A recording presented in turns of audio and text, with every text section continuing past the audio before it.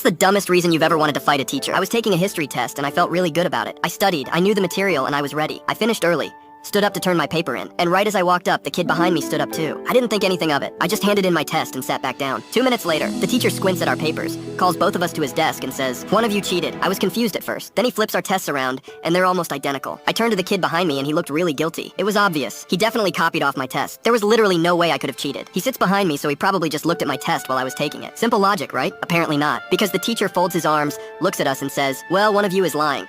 But he got a higher score, so I'm guessing it was you." I almost passed out. What? That wasn't even possible. I tried to argue. How could I cheat off of him if he sits behind me? And this man, with full confidence, just says, "Maybe you have a good imagination." What does that even mean? I was seconds away from throwing hands. I pleaded my case. I practically gave a TED talk on why I wasn't the cheater. But the teacher just sighed and went, "Either admit it or I'm giving you detention." I stared at him. I stared at the other kid who was clearly sweating. And I realized something. I lost. So I just sighed, clenched my jaw, and said, "I guess I have detention then." Then I walked back to my desk.